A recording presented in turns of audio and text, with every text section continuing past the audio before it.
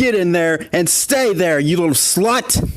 The stepfather screamed at his Pegasus daughter as he dragged her by the ear and flung her violently on her bed. You will not get any dinner or dessert tonight! After that, he slammed the door so hard, it was almost as if it rattled the entire apartment. The Pegasus mare buried her face into her pillow and let fresh tears flow down her cheeks. All of these beatings and punishment, all because she accidentally dropped a bowl and it shattered into smithereens. She saw her stepfather's face become incandescent with fury. Then he yelled at her how she couldn't do anything right and how life would have been better if he never knew her. Then he began to violently assault her so hard that she could hardly move her legs. She longed for her mother to come back and comfort her from this monster of a stepfather, but she knew she would never see her again because she was gone forever. Before her stepfather came into her life, she lived a really happy life with her family. She had a good education, great friends, and loved riding around on her scooter. But the only thing that stopped her in her tracks was the fact that she couldn't fly. Her wings were small, unlike some of the Pegasi in her school, and she felt embarrassed about it. She had many dreams of drifting the skies like her idol, Rainbow Dash. But that didn't stop her. She had the greatest friends in all of Equestria. She and her best friends were in a faction that was dedicated to foals getting their cutie marks. For years, they tried everything they could to earn their marks, to find their special talent, but never succeeded. That is until one day, they helped a former bully stand up to her snobby mother and take a stand for herself. To their immense surprise and glee, the three of them all got their cutie marks at the same time, the first time that had ever happened in Equestria. However, things started to go downhill from there. Weeks before her 11th birthday, her mother divorced her father after he was caught with another mare in their bed. Angry and heartbroken, her mother fell into a deep state of depression, but she knew she still had her sweet little daughter. The Pegasus would console her mother warmly, like how her mother would comfort her whenever she was sad, scared, or angry. Next to her best friends, her mother to her was a relationship as close as bread and butter. Not long after, her mother met another Pegasus, and the two immediately fell head over heels for each other. When she introduced him to her daughter, she didn't like him at first. But when she got to know him more, she started to grow fond of his friendly and caring demeanor. Her mother and the stallion instantly began dating. They dated until the filly grew into her teenage stage. When she just turned 14, the stallion proposed to her mother, and with tears of joy, her mother accepted. Months later, they were married. The daughter now had a stepfather whom would comfort her and be there for her when she was lonely. This was the beginning of something new, she thought, and things went well for her. That is until she heard the news that her stepfather had applied for a job in Manhattan. That meant they were moving, in which she didn't want to. She didn't want to leave her best friends behind and her idol, but her mother said that it wasn't the last time she would see them, for she could come back and visit them sometimes. Still, she was devastated that she had to go. She remembered saying goodbye to her friends in a long, tearful embrace before she got on the train to Manhattan. Then, she gave Rainbow Dash the biggest hug she had ever given. Rainbow Dash wasn't just her idol. She was her little sister, as Rainbow Dash called her. She would never forget the great times and adventures she had in Ponyville with all of her friends. She remembered the first time she met them.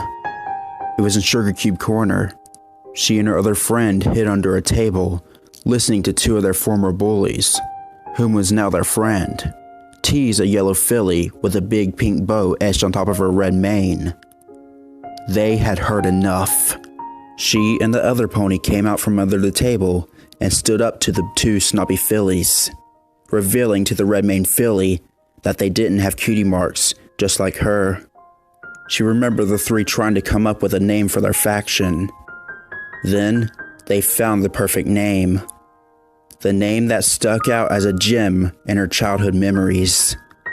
The Cutie Mark Crusaders. To remember them and all the great adventures they had finding their talents, she brought her cape that her friend had made. The cape was made of red Kona cotton with a silky, smooth, crepe-backed satin underside. On it was a blue shield made of fleece with a yellow filly and a cape outline etched in the middle. It was a symbol that no matter how far away they were from each other, their friendship was still glued together in one strong piece. A piece that would never break. A piece that would forever fulfill a never-ending bond. When she stepped on the train, she wrapped the cape around her, looked back at them, and gave them all one last wave before disappearing into the cart and finally leaving for Manhattan. She stared at the window, visioning her memories she had with her friends, family, and other townsfolk in Ponyville. A single tear dripped down her cheek and fell onto her lap. Once they first got to Manhattan, she didn't feel comfortable with the idea of living in an apartment. It wasn't like most homes back in Ponyville. This time, she would be living in a place where strangers lived in other rooms that were just across her wall. That meant she couldn't play her rock and roll music or pretend to be a Wonderbolt as she dreamed. She was also going to a new school, a place where she wouldn't recognize any pony or teacher. She just knew she wasn't going to fit in. Once they stepped into the apartment, she noticed that most of their things from their old home were already in place. Some things still packed in boxes and still needed to be unpacked. A flight of stairs led up to a long, dark hallway. Probably to the bedrooms, she decided. She felt a hoof on her shoulder, and she turned around. Her mother stood there, a warming smile on her face. "Honey, do you think you could do a favor for me and your father, please?" she asked. "Huh? Oh, sure," the daughter replied. "Anything for you, Mom." "Do you think you can run an errand for us?" her mother asked. "Yes, Mom," her daughter said, her voice showing slight impatience. She didn't like waiting. For her, waiting was absolute hell. No matter how much she hated doing it, she didn't like showing it towards her mother. She loved her mother and didn't want to disappoint her, for she was the one she looked up to her entire life. "You know that grocery store that's around the block?" her mother asked. The daughter nodded. "Yeah," she said with uncertainty. "Well, I want you to go there and get some items so we can have dinner tonight," her mother said. Her daughter groaned. If there was one thing she hated more than waiting, it was shopping. But her annoyance left her when she saw her mother's smile fade and turn into a look of slight annoyance. "Young lady," Mother said, "it wouldn't kill you to go down the block and get some items for us. Besides, it's a beautiful day. Why aren't you outside enjoying it?" Uh-oh, her daughter thought. There was that tone of voice in which her mother said something. She meant it. The teenager sighed and looked at a nearby window. Bright sunlight streamed in through the glass panes. "It does look nice outside today," the teenager thought. "I guess a little exercise wouldn't hurt. After all, that will give me more time to practice some new moves on my scooter." Seeing there was no way else to argue with her mother, she let out a sigh and smiled. "Okay, Mom, what do you need me to get?" she asked. Her mother pulled out a small strand of paper from her saddlebag and handed it to her. "Everything we need is on that paper," she said. "I wrote it down before we left Ponyville." Her daughter looked at the list she held in her hoof as she read over the items her mother wanted her to get. Bread, tomatoes, lettuce, milk, cheese, cereal, any kind you want. "Oh, I almost forgot, Mother said. She reached into her bag and pulled out 10 golden coins. Here are the bits you'll need so you can pay for the groceries. She placed them in her daughter's hoof. Then the teenager opened her saddlebag and tossed them inside. After that, she opened a box and pulled out her helmet, which was colored purple with a white line running down the middle from the front and back. She then pulled out her scooter that was in another box and a small red wagon. She latched it on her scooter and made her way to the door. Right when she put her hoof on the knob and was about to turn it, her mother interrupted her. Be careful, honey. There's a lot of gangs around these areas, and they don't take very kindly to a lot of ponies. The daughter rolled her eyes and giggled a bit. Mom, I'm 15. I can handle myself just fine. I know, her mother replied. I'm just worried about your safety because I love you so much and would rather be dead than let any crooks or gangsters hurt you, or even worse, murder you. I won't let any crook try to mess with me because I'm a tough pony, her daughter said, puffing out her chest in pride. Her mother chuckled. Well, I'm just giving you a warning, she said. I just don't want anything bad happening to you.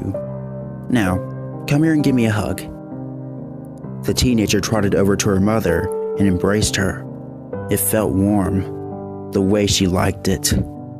Her mother was like a guardian angel to her best friend, her favorite pony in all of Equestria, next to Rainbow Dash and her Crusader friends back in Ponyville. They let go of each other as her mother told her, Don't stay out late. Be back near sunset. She then planted a small kiss on her daughter's forehead. Yes, ma'am, she replied to her mother. She made her way to the door, turned the knob, and stepped outside. She felt the warm air brush across her face as she took a deep breath, letting in the fresh air, then exhaled a refreshed breath. It was a beautiful afternoon, but then her thoughts were interrupted as she remembered what her mother had said if she encountered any gangs. She'd rather be dead? Those words flew all around her mind like a wonderbolt zooming across the sky at a lightning-fast speed. What does she mean by that? She asked herself in her mind as she started her way down the sidewalk on her scooter. Little did she know that days later, she would find out soon enough.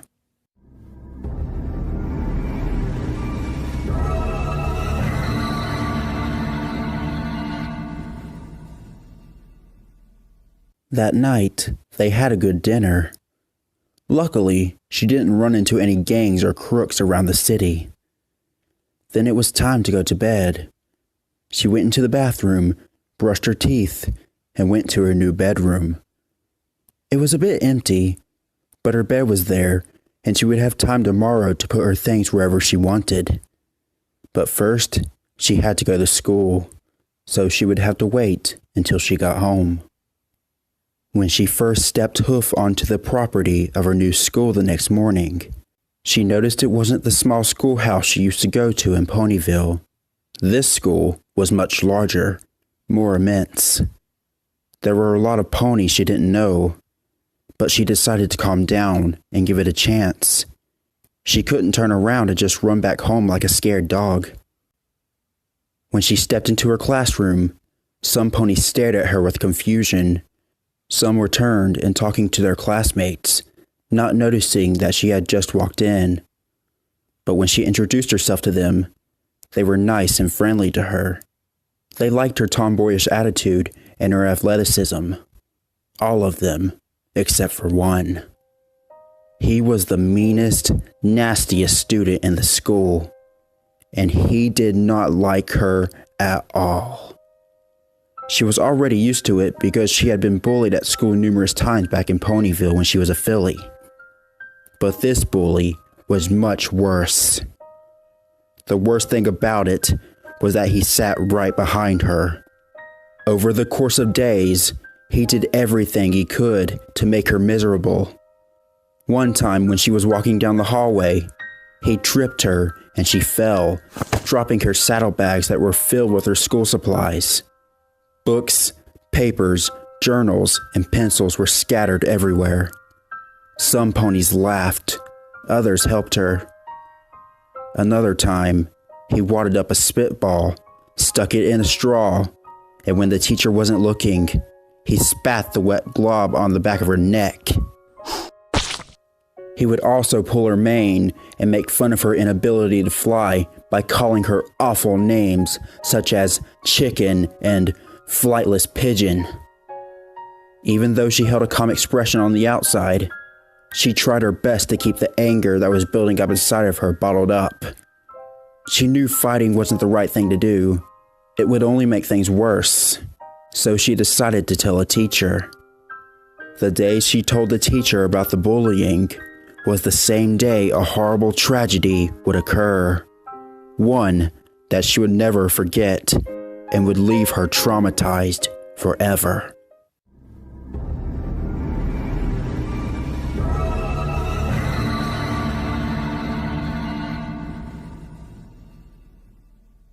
It was time to go home when she had told her teacher about the pony who was making her life a living hell. She waited until all of the ponies in her class left, until it was just her and the teacher. She told the teacher everything about how this cult was calling her names, taunting her, spitting on her, etc. The teacher was absolutely shocked when he heard this, and told her that he would have a serious talk with the cult first thing Monday morning when he walked into class. She knew it wouldn't really help much, but it felt good to let some pony know what she was going through. With one last smile, she left the classroom and made her way out of the school, ready to enjoy her weekend. She felt good. Her wings buzzed as she rode down the street on her scooter, but then her smile faded as she heard screaming. Horrified screaming. She stopped and listened. She heard cries of a pony saying, "Help! There's been a murder!" She felt her heart skip a beat. Had she heard the pony correctly? "Murder! Murder!" the pony yelled again. It sounded close. It was right around the corner. Her heart pounding, she slowly pushed her scooter to where the cries were coming from. She turned to see a crowd of ponies looking down in horror and shock at whoever had their life stolen from them. She made her way over to the crowd and gently shoved some ponies out of the way so she could see who they were looking at. When she saw who the victim was, her heart felt like it shattered into a million pieces. It was her mother. She lay on the ground, her throat slit, leaving a coat of crimson blood lying around her in a puddle. Her eyes were wide open and glazed over. Her face was twisted into a look of utter terror. The teenager felt her legs start to tremble. She took a few more steps toward her mother's lifeless corpse. No, she muttered. This wasn't happening. This had to be a nightmare. It had to be. She closed her eyes and opened them again. The body was still there. It was not a dream, nor a nightmare. It was an actual murder. "Mom!" She charged over to her mother, ignoring the cries of ponies telling her to stay back. She picked up her mother's head and hugged it tightly, tears flowing like a fountain down her cheeks as she sobbed loudly. She didn't care if she was getting blood on her hooves. The police were there, and they wouldn't charge her with murder. Red was smeared onto her hooves as she was pulled off the body. It was a police pony. "Let me go! Let me go! That's my mom!" she screamed, her hooves flailing rapidly. "She's dead!" the police pony exclaimed, gripping her tightly. "I'm sorry!" The sound of sirens nearly matched the volume of her screaming and wailing throughout the air as two paramedic ponies covered her mother's body with a white sheet and lifted her onto a stretcher and was put inside an ambulance as it took her away, leaving her distraught daughter behind in a pool of tears.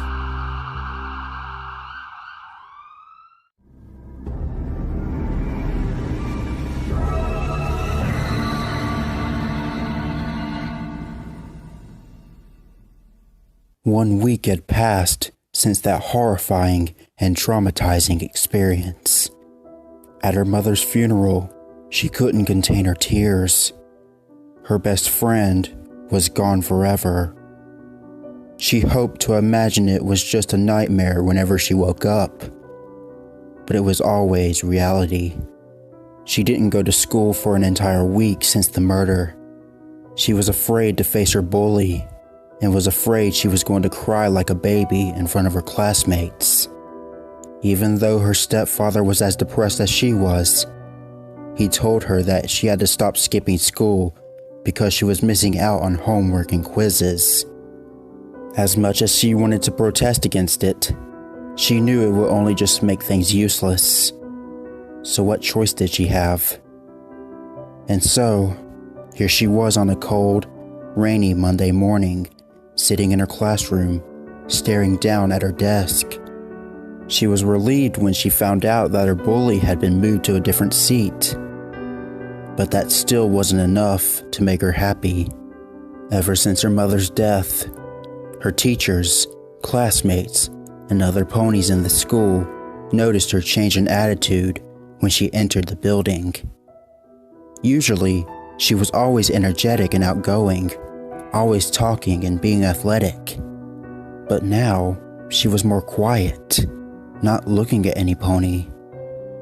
Whenever she walked down the hallway, her head would always be sulked down, looking at the ground, and her pacing was very slow, almost like a turtle.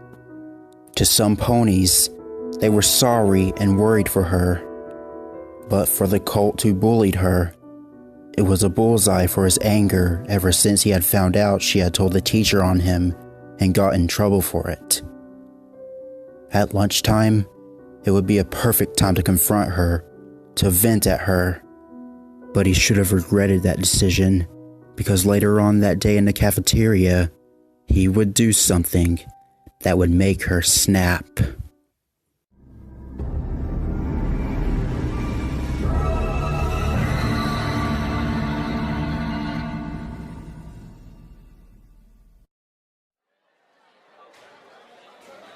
The sounds of multiple voices echoed throughout the entire cafeteria as ponies ate and chatted with their friends.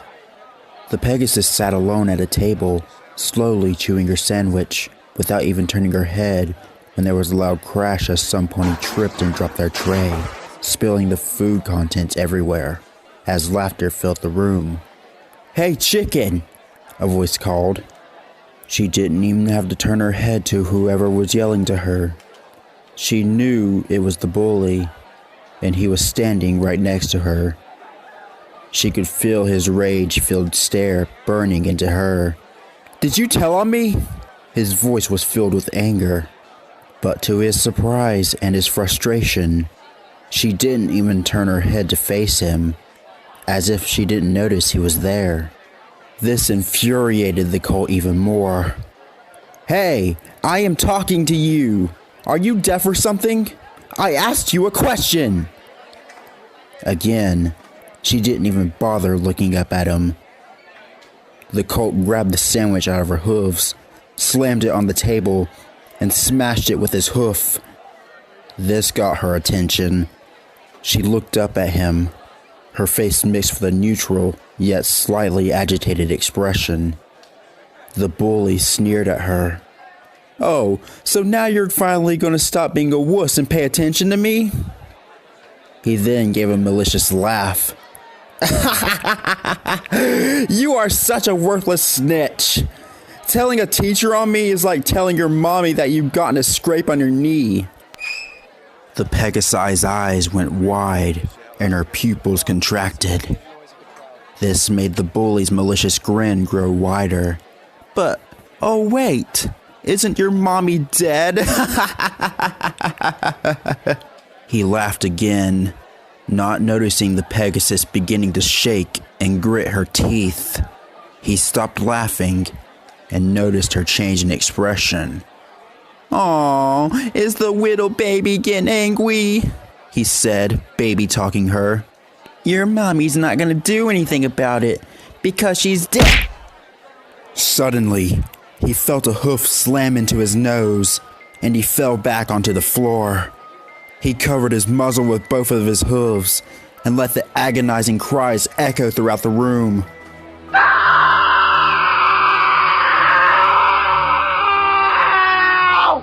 The entire cafeteria went silent. He looked at his hooves and gasped as the sight of blood covering them was present. He then looked up and felt a huge chill run down his spine. It was the Pegasus he had just been picking on, her face contorted in a look of pure rage and bloodlust as she violently shook. She grasped a fork in her hoof, glaring daggers at the petrified bully that lay on the floor.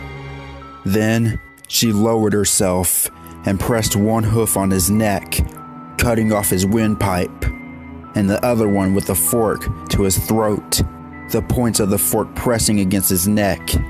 Then she pressed her face up against his. "Now you listen here and listen good," she spat with malice in her voice. "You can call me names. You can make a fuckery of me. But don't you ever, and I mean ever, talk negative about my mother. Do you understand?" The colt only whimpered as a response, angering the Pegasus even more. She pressed down on his neck with the fork, causing the colt to let out a shrill cry of pain. "I said, do you understand me?" The Pegasus roared so loud as if all of Equestria could hear.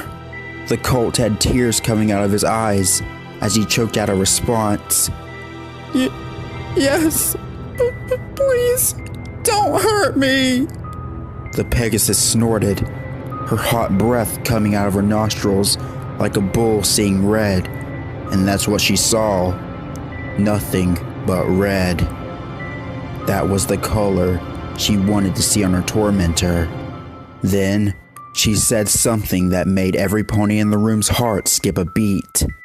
"Oh, I'm not going to hurt you. I'm going to kill you." Some of the ponies gasped as she rose the fork in the air, ready for what was to come. But before she had a chance to bring it down, a hoof grabbed her hoof and pulled her up, causing her to drop the fork. It landed on the floor with a clink. "Hey, break it up!" her teacher said, pulling her off of the colt and turning her to face him. Her eyes were still wide as she twitched uncontrollably, making the teacher feel uncomfortable himself. He shook her hard, trying to break her free from her angry and insanity-filled trance. "Snap out of it!" he cried, his voice cracking. He slapped her across the face. He didn't mean to, but he didn't have a choice. He was utterly afraid of the Pegasus's wrath. After she had been slapped, the Pegasus held a hoof to her face, her rage gone from her features. She blinked a few times before looking down at the bloody heap she had just caused. A few ponies and teachers were checking to see if he was all right. Realizing what she had just done, she instantly bolted out of the cafeteria, ignoring the cries of her name from her teacher.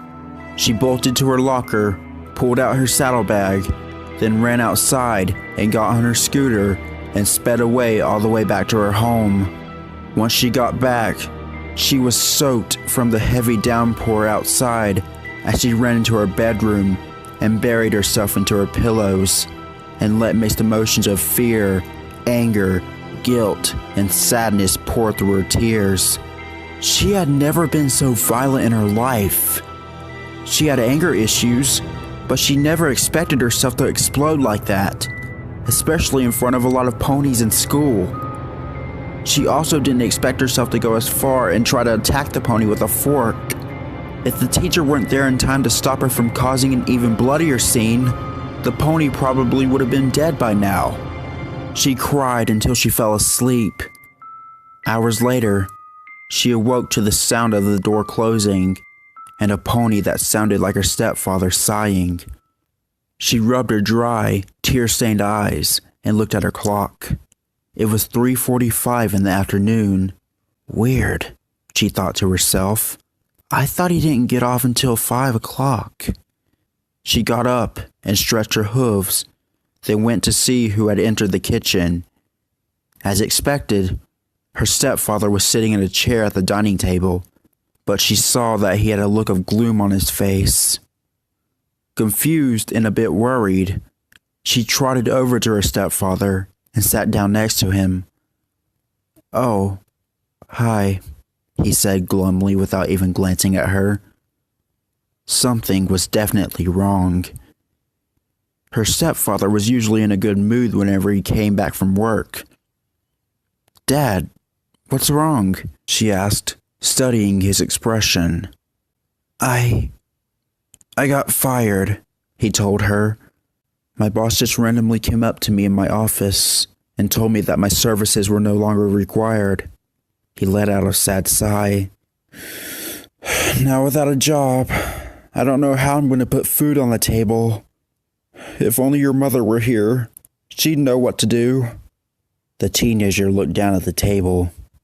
She felt a small tear stream down her cheek, but wiped it away with her hoof. "Well, how was school today?" he asked her. What kind of a question was that? How could he expect her to have a good day at school following the tragedy? She didn't want to tell him that she went berserk and nearly murdered some pony in the cafeteria, so she just shrugged slowly and said, "Same as usual, I guess." She tried to mask her deceiving tone. Her stepfather didn't notice since he was too upset. Minutes passed before her stepfather told her that he was going out to get a drink to try and ease off the stress. Then he left, leaving her all alone again. When he came home that night, she instantly smelled the putrid scent of alcohol on his hide and from his breath. She could tell he was drunk. Very drunk. When she tried to help him sit down on the couch, he got angry, and to her shock, he smacked her across the face. He had never done that to her. She knew he was drunk, but he wouldn't go that far by hitting her. But she just shook it off, thinking it was just the alcohol levels in his blood rising. But she thought wrong. Ever since that night, he would go out every day to the bar and come back drunk, and would be even more cruel than her school bully. Sometimes he would go out to the grocery store and buy a pack or two of beer. Whenever she did something by accident, he would slap her or whip her with a belt. Sometimes he would go into her room and for no reason would cruelly taunt her. One time, he told her that her mother was a better mare than she was and finished it off by calling her a whore. Even though she showed utter hurt and sorrow, she also had more emotions she kept inside of her. Malice, anger, animosity, bloodlust. She wanted to see her stepfather's blood. She wanted him dead.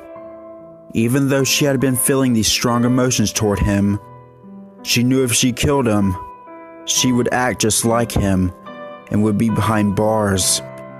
So she tried her best not to snap and attack him. The abuse had been getting worse until 2 years later, when it was just weeks after she had turned 17. The abuse would get so bad, she would do the unthinkable to her stepfather, in which it would turn out bloody and deadly.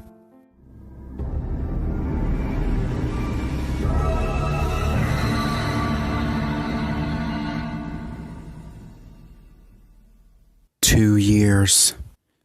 That's how long it's been since her mother was killed, and the murder still wasn't solved." The thought of it made the teenager, now age 17, let out more sorrowful tears as she lay on her bed, bawling hysterically. She didn't care if her throat was hurting from crying. She didn't care if she was covering her entire pillow with tears.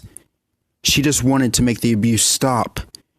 She wanted to grab her mother and hug her tightly while she consoled her, telling her everything would be all right. She sat up and wiped her red, tear-stained eyes and sniffled as she looked over towards a picture on her desk. It was a picture of her mother and her real father and her when she was 9. She got out of bed and walked over to it and picked it up. She gave a slight, sad smile as a tear fell from her face and splattered on the frame. "I miss you, Mom and Dad," she said, her voice choking through her sobs. She placed the picture back on her desk and turned to look at another one, and she felt her face grow red hot. On the picture was her stepfather and mother's wedding day. They were kissing. The sight of that made her blood boil rapidly. How could she marry such an abusive and disgusting pony like him? She thought negatively. If Mom were still alive today, his sorry ass would have been gone by now. With a burst of rage, she swiftly picked up the picture, and with a cry of fury, she heaved it on the ground. The glass shattered a little, but not too much. Then, she lifted her hoof, and with a swift motion, she stomped on it hard. "Fuck you! Fuck you! Fuck you!" She screamed with each stomp until the glass was completely shattered. Her chest was heaving hard with each breath she took to try and calm herself down. But it didn't work. She was in such a state of rage, she couldn't think clearly. She turned her head to the door, and she instantly knew what she had to do. "You abuse me, I strike back," she said, her voice a menacing whisper. "You caused me so much pain for these 2 awful years, and now you're gonna know what it feels like to hurt some pony back." With that, she walked over to her door and turned the knob slowly so her stepfather wouldn't hear. Then she made her way into the hallway and towards the stairs. When she got close to the stairs, she heard the sound of water boiling in a pot. She got a smell of it, and her mouth watered. It was tomato soup, her favorite. Just the thought of her stepfather banning her tonight from having dinner made her anger flare back up in her. She was starving for Celestia's sake, and him not feeding her anything was so unfair. Taking a few more steps down the stairs until she got to the last step, she peeked around the corner to the kitchen. There he was, her stepfather, mixing the soup in the pot while music played from a radio. It was a song she didn't recognize, but whatever it was, it sounded awful. Right next to him, she spotted a knife sitting on the counter. Tomato pulp was sticking on the silver blade. Just as she was about to take another step, the phone rang. "Oh, for the love of Celestia!" her stepfather complained, annoyed. "Who the hell could be calling at this time?" Perfect, she thought. He was distracted. Quietly, ever so slowly, she creeped into the kitchen. Her stepfather's back was turned as he talked on the phone. He didn't even notice her sneak past him. He didn't even notice her pick up the pulp-covered knife. She hid behind a spot at the table where she could see him, but he couldn't. She heard the phone slam as her stepfather's hoofsteps stomped on the hard floor. "Damn telemarketers," she heard him mutter as he entered the kitchen and went to the pot to continue stirring the soup. He didn't even notice the knife was gone. This was her opportunity. Slowly, she stood up and quietly edged toward him, a cold stare plastered on her face. She stopped as she stared at a glass cup on the counter. Then she got an idea in her head. It would be the perfect thing to catch his attention. She put her knife-wielding hoof behind her back while she stuck out her other hoof and briskly swiped the glass off the counter. It made a loud shattering sound as it hit the floor, causing thousands of sharp, clear glass to scatter everywhere. Her stepfather quickly turned around to see what the sound was. When he saw what had happened and who caused it, he was furious. "What the hell do you think you're doing?" he screamed at her. "Look at what you did, you clumsy twit! That's the second dish you've broken!" She didn't even flinch at his booming insults. She just kept her cold glare on him as she gripped the knife she held behind her back tighter as her stepfather, or in this case, step-monster, continued to berate her with insults. "You are such a dumb pony. I wish you'd get a job so you'd be off my mane most of the day. Why did I even marry your mother?" He stopped as he noticed her hoof was behind her back. "What do you have behind your back?" he asked, his voice lowering. She didn't answer. She kept glaring daggers at him. "What do you have behind your back?" her stepfather repeated, his voice becoming louder again. Again, she didn't reply. Her stepfather was fuming now. "If you don't tell me what you're hiding by the count of 3, I'll just have to force myself to see." He then began counting. 1. She didn't move. 2, he continued. She still didn't budge. 3, he finished as he stomped menacingly toward her. "I've warned you," he exclaimed, raising his hoof to strike. "Show me what you got behind your back." His angry words were silenced as he felt a tremendous pain in his chest. He looked down and saw that she was holding a knife, and she had thrusted it right in the middle of his chest. Blood was starting to seep out of his hide, starting to cover the blade with a vermilion liquid. He then looked at his stepdaughter, and even though the blade was penetrated into him, he felt the feeling of horror fill him as he saw her eyes glisten with bloodlust.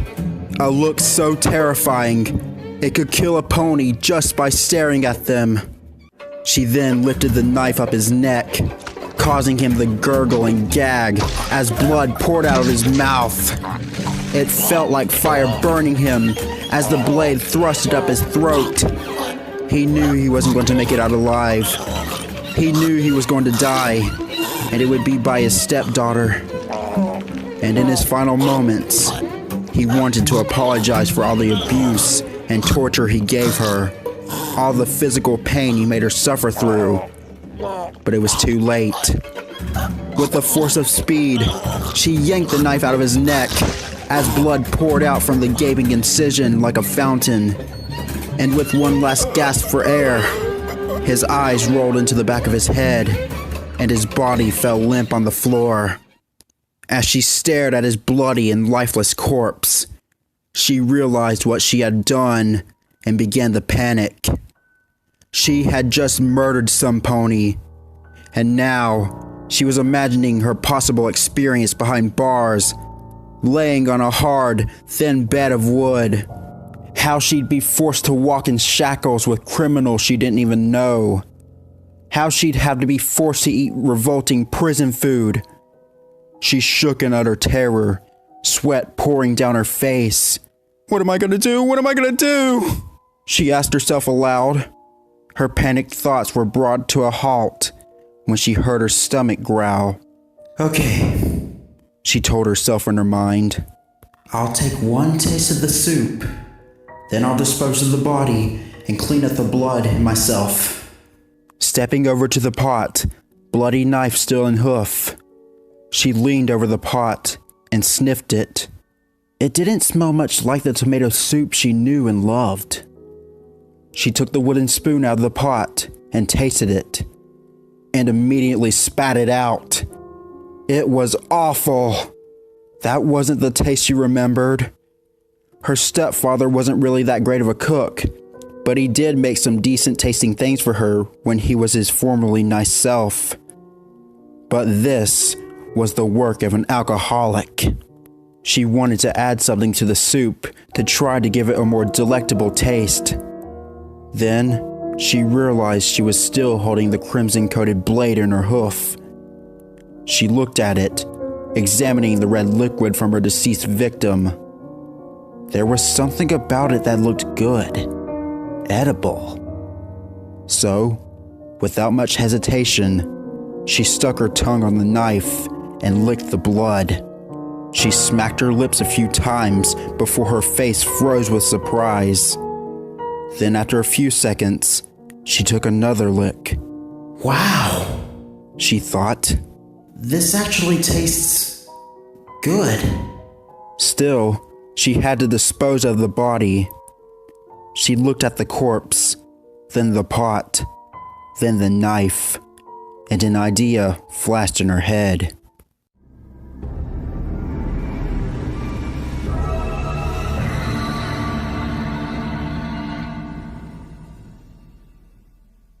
She had never had a better dinner. It was the best tomato soup she had ever tasted. It was a few minutes after she had slain her stepfather. While she waited for the soup to cook, she took her time by mopping up the blood on the floor, cleaning herself, and disposing the body. The way she got rid of her stepfather's body, well, she had bitten off more than she could chew. Wiping her face with a napkin, she got up and looked around the kitchen. It was totally spotless, as if nothing had ever happened. Then, she decided that she wanted to move out of the apartment so she could go back to Ponyville and see her friends again. But then, she realized she was broke. But she remembered her stepfather's words a couple of minutes ago before she had killed him. I wish you'd get a job so you'd be out of my maid most of the day. That's it. She knew how she would make some money. By getting a job. But where? While she thought of where to apply, she brushed her teeth, combed her mane, and went to bed. As she tucked herself in, she finally knew where she wanted to go. The perfect place to earn some hard-earned money. The grocery store.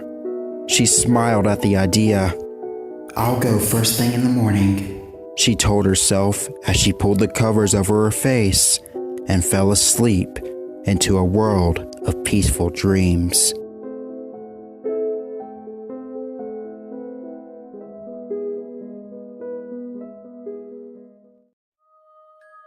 Well, hello there, my horror crew. I hope you enjoyed today's narration. If you did, make sure to hit that like button, subscribe, turn on notifications, and click that bell. As you see right next to me are my social media links. They will be down in the description below if you want to check them out. So yeah, I hope you all enjoyed today's video, and I will see you in the next one. Have a scary day, my horror crew.